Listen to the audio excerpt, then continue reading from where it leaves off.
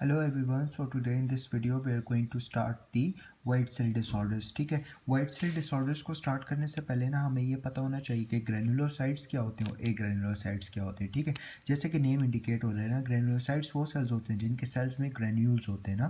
तो जो ग्रेनुलोसाइट्स हैं वो है न्यूट्रोफिल्स, बेसोफिल्स एंड यूसिनोफिल्स. ठीक है, ये ग्रेनुलोसाइट्स हैं और एक ग्रेनुलोसाइट्स में हमारे पास बी लिम्फोसाइट्स आ जाते हैं, टी लिम्फोसाइट्स आ जाते हैं.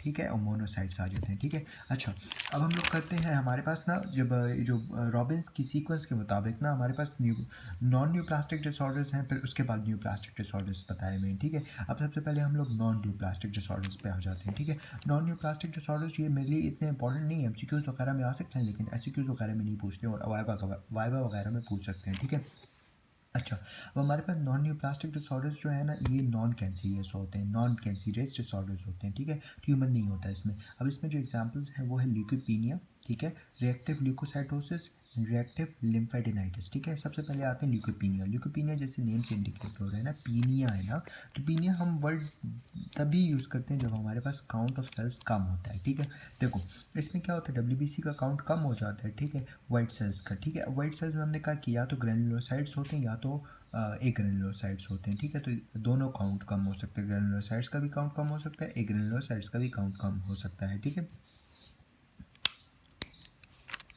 एक ग्रेनुलोसाइट्स. ठीक है, अच्छा अब हमारे पास अगर ग्रेनुलोसाइट्स है ना तो उसमें अब न्यूट्रोफिल्स का मेनली जो है वो काउंट कम होता है. ठीक है, अब न्यूट्रोफिल का अगर काउंट कम हो जाए तो उसको हम क्या कहते हैं, उसको हम कहते हैं न्यूट्रोपीनिया. ठीक है, अब न्यूट्रोपीनिया का काउंट, न्यूट्रोफिल का लेवल कब कम होता है, अगर कोई इन्फेक्शन हो जाए ना, न्यूट्रोफिल की रिक्वायरमेंट बहुत ज़्यादा होती है तो डिस्ट्रक्शन भी ऑब्वियसली ज़्यादा हो जाती है, या तो कोई अक्यूट इन्फ्लेमेशन वगैरह का किस्सा हो, क्योंकि हमें पता है कि जो अक्यूट इन्फ्लेमेशन होता है उसमें मेनली जो वाइट ब्लड सेल्स इन्वॉल्व होते हैं वो न्यूट्रोफिल्स होते हैं ना, तो उसकी वजह से इसका काउंट कम हो जाता है. ठीक है, अच्छा अब हमारे पास न्यूट्रोफिल्स का लेवल क्यों कम होता है, इसकी कुछ पैथोजेनेसिस होती है. पैथोजेनेसिस ये होती है कि जो न्यूट्रोफिल की सिंथेसिस होती है वो रिड्यूस्ड हो जाती है इन बोन मैरो. ठीक है, और सेकंड बात ये है कि जो न्यूट्रोफिल्स होते हैं उनकी डिस्ट्रक्शन जो होती है वो ज़्यादा हो जाती है, एज वेल एज उनकी यूज़ भी ज़्यादा हो जाती है. अब देखो बोन मैरो में न्यूट्रोफिल की सिंथेसिस कम हो गई है, formation in the bone marrow कम हो गई. क्यों कम हो गई, क्योंकि बोन मैरो का या तो हाइपोप्लेशिया हो गया था, या तो कोई न्यूट्रिएंट डेफिशिएंसी, विटामिन डी वगैरह की डेफिशिएंसी थी, या तो बंदे में जो है वो ट्यूमर वगैरह है. ठीक है, तो उसकी वजह से बोन मैरो में जो न्यूट्रोफिल्स है उसकी फॉर्मेशन कम से कम हो गई है. ठीक है, और या तो डिस्ट्रक्शन ज़्यादा हो जाती है. तो डिस्ट्रक्शन या यूज़ कब ज़्यादा होती है, डिस्ट्रक्शन ऑटोइम्यून डिजीज़ में ज़्यादा हो जाती है, और यूजेस जो है ना, अगर कोई इन्फ्लेमेशन इन्फेक्शन हो ना तो न्यूट्रोफिल की यूज़ ज़्यादा हो जाती है ना, दैट्स वाई उसका लेवल कम हो जाता है बॉडी में. ठीक है, अच्छा अब हम आते हैं रिएक्टिव ल्यूकोसाइटोसिस पे ना. रिएक्टिव ल्यूकोसाइटोसिस जो है ना, इसमें ल्यूकोसाइटोसिस है ना, साइटोसिस हम वहाँ पे वर्ड यूज़ करते हैं जहाँ पे हमारे पास काउंट इंक्रीज़ हो रही हो. ठीक है, तो रिएक्टिव ल्यूकोसाइटोसिस में हमारे पास जो है डब्ल्यूबीसी का काउंट ज़्यादा हो जाता है. अब काउंट जो होता है वो ज़्यादा क्यों होता है, सबसे पहले इसकी पैथोजेनेसिस करने से पहले ना ये याद रखना, ल्यूकोसाइटोसिस और ल्यूकीमिया में डिफरेंस करना बहुत ज़रूरी है. ल्यूकोसाइटोसिस में जो है ना ल्यूकोसाइट का लेवल ज़्यादा हो जाता है, मेनली बोन मैरो में होता है. ठीक है, और ये नॉन कैंसीरियस होता है, जबकि ल्यूकीमियाज जो होते हैं ना वो उसमें वाइट ब्लड सेल्स का लेवल ज़्यादा हो जाता है लेकिन वो कैंसीरियस होता है, और वो ब्लड सेल्स को भी इन्वॉल्व करता है, बोन मैरो को भी इन्वॉल्व करता है. ठीक है, अच्छा अब हम आते हैं इन्फेक्शन मोनोक्लिनोसिस. जो रिएक्टिव ल्यूकोसाइटोसिस है ना, तो इसमें मेन इंपॉर्टेंट जो है ना वो है इन्फेक्शन मोनोक्लिनोसिस. ठीक है, अब इन्फेक्शन मोनोक्लिनोसिस, मोनोन्यूक्लियोसिस जो होता है ये हमारे पास मेनली जो है एप्स्टन बार वायरस की वजह से होता है. ठीक है, ये हमारे पास हर्पीस फैमिली से बिलोंग कर रहा है. ठीक है, अच्छा अब हमारे पास ये बॉडी में इंटर कैसे होता है, ये ओरल रूट से इंटर होता है. ठीक है, इसमें बुक में एक स्टेटमेंट यूज़ की है, किसिंग कज़न. ठीक है, किसिंग कज़न का मतलब ये कि ओरल कॉन्टैक्ट के जरिए बॉडी में इंटर आ जाता है वायरस. ठीक है, अब ये जब इंटर हो जाता है ना तो लिम्फॉइड टिश्यूज तक जाता है, मेनली एडिनॉइड्स तक. ठीक है, या तो हमारे पास टॉन्सिल्स जो होते हैं ना, एडिनॉइड्स या टॉन्सिल तक चला जाता है, वहाँ पे जो है ना बी सेल्स होते हैं, एडिनाइड या टॉन्सिल तक जाता है, वहाँ पे बी सेल्स होते हैं. ठीक है, मेनली मिच्योर बी सेल्स को जो है ये इन्फेक्ट करता है. ठीक है, इन्फेक्ट करता है, मैं एक बार फिर भी बता दूंगा. ठीक है, इन्फेक्ट करता है मिच्योर बी सेल्स को, जिसकी वजह से polyclonal B cell proliferation start हो जाती है.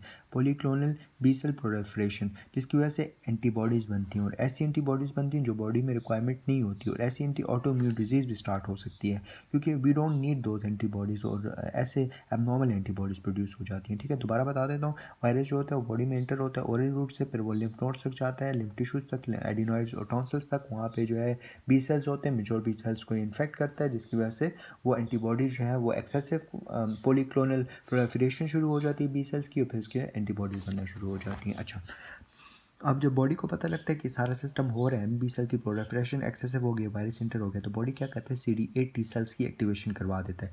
अब CD8 टी सेल्स जो होते हैं वो वायरस की डिस्ट्रक्शन स्टार्ट कर देते हैं और एक हद तक डिस्ट्रक्शन कर भी देते हैं। लेकिन अगर बंदा अमीनो कॉम्प्रोमाइज़ हो या तो एड्स का पेशेंट हो, ठीक है, ठीक है, तो उसमें क्या होता है कि उसमें ये इम्यूनिटी प्रॉपर काम नहीं करती, मतलब CD8 टी सेल्स जो है वो बनते ही नहीं हैं, क्योंकि या होते मतलब या तो बहुत कम होते हैं या तो होते नहीं हैं। जब नहीं होंगे तो ऑब्वियसली इम्यूनिटी अगेंस्ट जो वायरस है ना वो नहीं होगा, नहीं प्रेजेंट होगा, ठीक है।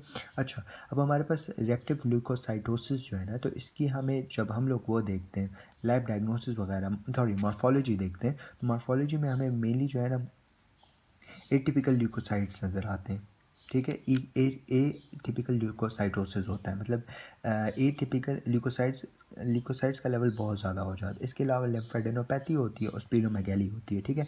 अच्छा, क्लिनिकल फाइंडिंग्स में हमें मतलब ये जो ल्यूकोसाइटोसिस का जो हम नॉन कैंसेरियस है ना, तो मतलब उस बंदे में क्या पेशेंट में सिम्टम्स आएंगे, तो मेनली जो होता है फीवर होता है, इसके अलावा सोर थ्रोट होता है, क्योंकि लिम्फ नोड ऑफ दी गले के जो लिम्फ नोड्स होते हैं मेनली वो इन्वॉल्व है ना, टॉन्सिल और एडिनॉइड्स वगैरह, तो फीवर हो गया, सोर थ्रोट हो गया, ठीक है। इसके अलावा जो है वो लिम्फेडेनाइटिस वगैरह हो जाता है, ठीक है। अच्छा, अब इसकी जो आप वो देखते हो ना लैब ट्रीटमेंट, आप कैसे मालूम करते हो कि ये हमारे पास यही है, रेक्टिव ल्यूकोसाइटोसिस का ही पेशेंट है या इन्फेक्शन मोनोक्लोनोसिस का पेशेंट है ना, तो हमें कैसे पता लगता है कि हम तो एक ब्लड स्मेल देते थे जिसमें हमें एटिपिकल ल्यूकोसाइटोसिस नज़र आते हैं, ठीक है।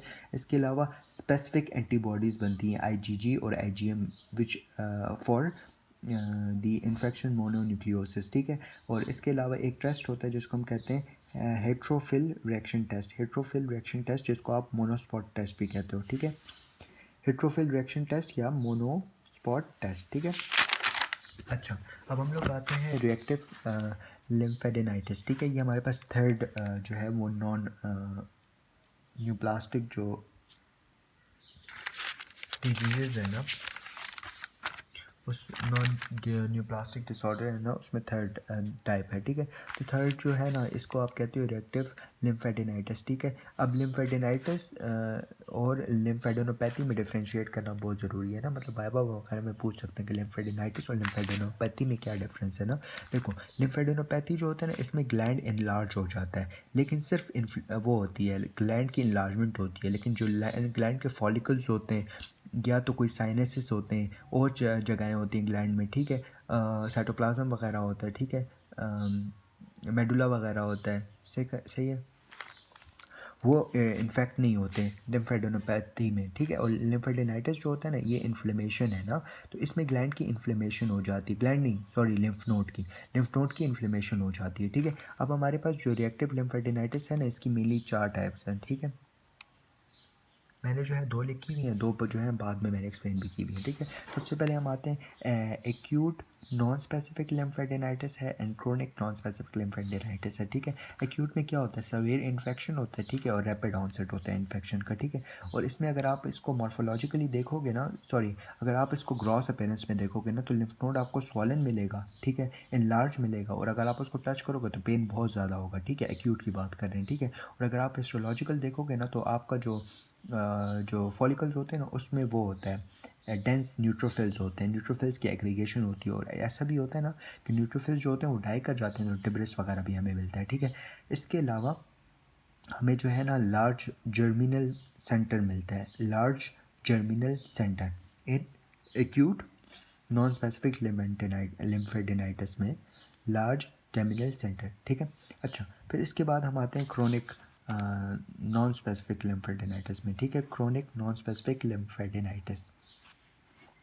इसमें क्या होता है कि हमारे पास जो है ये लॉन्ग टर्म होता है, और इसके सिम्टम्स जो होते हैं इतने हाई, मतलब लॉन्ग टर्म तो होता है, लेकिन इसके सिम्टम्स को इतने ज़्यादा प्रोमिनेंट सिम्टम्स नहीं होते, क्योंकि आहिस्ता आहिस्ता ये जो है ये अपने सिम्टम्स जो होते हैं वो दिखाना शुरू करता है ना, ठीक है। और ये क्रोनिक इन्फेक्शंस की वजह से होता है। अब इसकी जो पैथोलॉजी है ना, सही है, pathogenesis sorry chronic non specific lymphadenitis की ना, उसमें हमें मेनली जो है ना जो फॉलिकुलर सेल्स होते हैं उनका हाइपरप्लेजिया नज़र आता है, ठीक है। पैराफॉलिकुलर सेल्स जो होते हैं उनका हाइपरप्लेजिया नज़र आता है। और दूसरे जो हमारे पास जो साइनसेस होते हैं ना, मतलब साइनोसाइड्स जो होते हैं ना किसी भी लिम्फ नोड के या ग्लैंड वगैरह के ना, लिम्फ नोड के मेनली ना, तो वो जो होते हैं ना वहाँ पे साइनसेस में ना हमारे पास मैक्रोफेजेज होते हैं जिसको आप कहते हो हिस्टोसाइट्स, ठीक है। तो जो साइनसेस में मैक्रोफेजेस होते हैं ना उनका लेवल भी ज़्यादा हो जाता है, हिस्टोसाइटोसिस हो जाता है, ठीक है। अच्छा, अब हम लोग आते हैं कैट स्क्रैच डिजीज़, ठीक है। कैट स्क्रैच डिजीज़ मेनली जो है ना, ये कॉजेटिव माइक्रो ऑर्गेनिज्म जो इसका है ना वो है बोर्टोनेला हेंसले, ठीक है। बार्टोनेला हेंसले की वजह से ये होता है, ठीक है।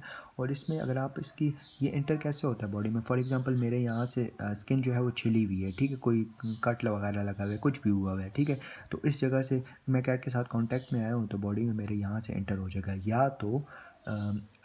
या तो बिल्ली ने स्क्रैच मारा है मेरी स्किन पे, ठीक है। स्क्रैच मारने की वजह से जो है उसके वायरस जो है वो इंटर हो गया स्किन के अंदर ना।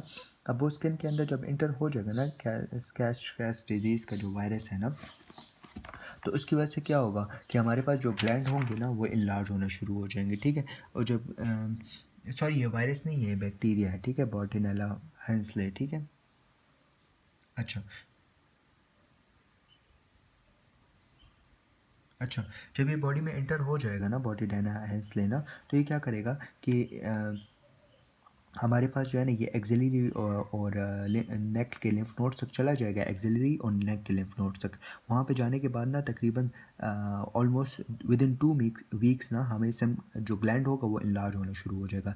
जब ग्लैंड इनलार्ज होना शुरू हो जाएगा और इसके साथ साथ जो ग्लैंड में लिम्फ नोड्स होते हैं ना, लिम्फ नोड्स में सॉरी लिम्फ नोड्स जो होते हैं वो जो होते हैं उसमें ग्रैनुलोमा नज़र आना शुरू हो जाता है। दोबारा बता देता हूँ, ये जो है ना देखो स्किन इंटैक्ट थी, वहाँ से इंटर हुआ है एक्सिलरी एंड नेक के लिम्फ नोड्स तक गया। वहाँ पे क्या हुआ है कि वहाँ पे जो है इसने इंटर हुआ है तो 2 वीक्स में जो है वो लिम्फ नोड जो है वो इनलार्ज हो जाएगा, ठीक है। और दूसरा ये कि ग्रैनुलोमास बनना शुरू हो जाएंगे, ठीक है। ये हो गया। एंड में हम लोग आते हैं हीमोफैगोसाइटिक लिम्फोहिस्टोसाइटोसिस, हीमाफेगोसिटिक लिम्फोहिस्टोसाइटोसिस, ठीक है। इसमें क्या होता है जैसे नेम से इंडिकेट कर रहा है, हीमो मतलब ब्लड, फैगोसिटिक मतलब फैगोसाइट, ब्लड की डिस्ट्रक्शन होती है ब्लड सेल्स की, एंड लिम्फो हिस्टोसाइटोसिस मतलब लिम्फ में जो हमारे पास हिस्टोसाइट्स होते हैं उनका लेवल बहुत ज़्यादा हो जाता है। अब देखो फैगोसाइट्स आते हैं, ठीक है, मेनली मैक्रोफेजेस आते हैं ना, वो ब्लड सेल्स की डिग्रेडेशन करना शुरू हो जाता है। मेनली तमाम type of blood cells, red cells हो सकते हैं, वाइट सेल्स हो सकते हैं, प्लेटलेट हो सकते हैं, जिसकी वजह से पैनसाइटोपिनिया हो जाता है, ठीक है। और ये बंदा जो होता है ना जेनेटिक म्यूटेशन हुई होती है ना इसकी बॉडी में, जिसकी वजह से इसमें टी सेल्स जो होते हैं वो एबनॉर्मल होते हैं। जब टी सेल एबनॉर्मल होंगे ना बॉडी में तो क्या होगा, क्या टी सेल अपना काम नहीं कर पाएगा, ठीक है। और वेरियस जो है वो इन्फ्लेमेटरी मीडिएटर्स रिलीज होंगे जैसे इंटरलेकिन 6 एंड ट्यूमर नेक्रोसिंग फैक्टर ना, तो उसकी वजह से क्या होगा कि हमारे पास वही मैक्रोफेजेस एक्टिवेट होंगे एंड अल्टीमेटली फैगोसाइटोसिस हो जाएगी, नॉर्मल ब्लड सेल्स के पैनसाइटोपिनिया हो जाएगा। दैट्स इट, थैंक यू, जज़ाकल्लाह।